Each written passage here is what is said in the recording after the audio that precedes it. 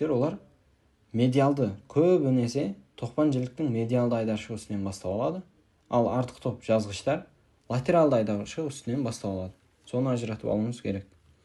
Ал енді иық кәрі жілік бұлшықеті олар мускулус брахиорадиалис. Олар басталады тоқпан жіліктің латералды айдаршығы үстінен бастау алады да кәрі жіліктің біз тәрізді өсіндісінен жоғарылау бекитін болады. Олардың функциясы білекті бүгу.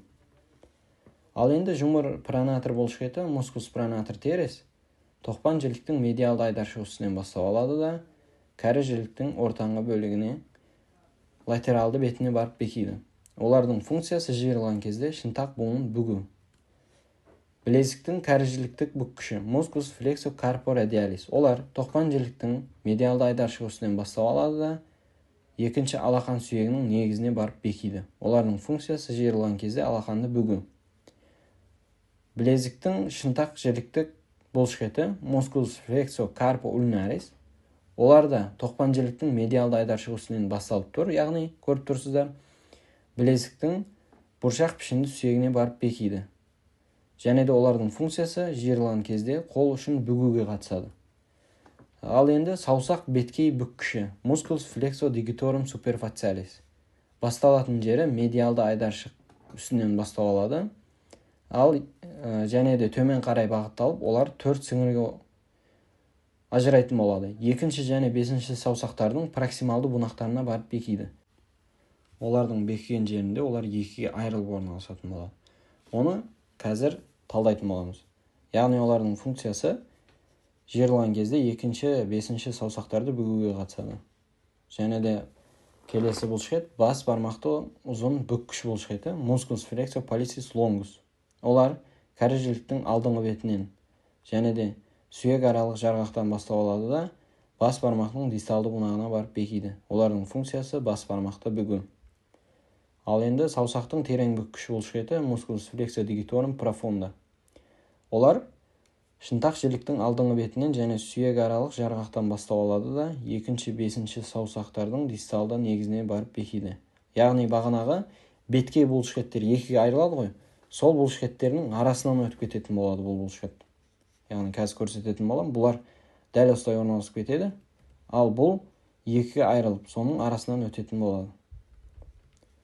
Ал енді келесі шаршы пронатор бұлшықеті мускулус пронатор квадратус. Олар шынтақ жіліктің медиалды жиегінен бастау алады да кәрі жіліктің латералды жиегіне барып бекиді. Олардың функциясы кәрі жілікті айналдыру, бұруға қатысатын болады. Білезіктің кәрі жіліктік ұзын жазғышы мускулус экстенсокарпорадиалис лонгус. Олар тоқпан жіліктің медиалды айдаршығы үстінен бастау алады да екінші алақан сүйегінің негізіне барып бекиді. Олардың функциясы қол ұшын жазып, оны әкетуге қатысады. Ал енді келесі бұлшықет білезіктің кәрі жілік қысқа жазғышы мускулус экстенсокарпорадиалис brevis. Олар тоқпан жіліктің латералды айдаршығы үстінен бастау алады да үшінші алақан сүйегінің негізінің дорзалды бөлігіне барып бекиді. Олардың функциясы яғни қол ұшын жазуға қатысады. Одан кейін шын ашықты жазғыш бұлшықет, яғни кішкентай саусаққа барады олар. Басталады латералды айдаршық үстінен бастау алады да бесінші саусақтың ортаңғы және дисталды бунақтарына барып бекиді. Функциясы оларды бесінші саусақты жазатын болады. Ұзын бұлшықеттер олар постоянно ортаңғы және дисталды бунақтарға барып бекитін болады. Ал қысқалары проксималды бунақтарға барып бекиді. Соны естен шығармайық. Ал енді білезіктің шынтақ жіліктік жазғыш бұлшықеті мускулус экстенсокарпоульнарис. Олар да тоқпан жіліктің латералды айдаршығы үстінен басталады. Және де бекиді бесінші алақан сүйегінің негізіне барып бекиді. Олардың функциясы қол ұшын жазады және әкелуге қатысады. Супинатор.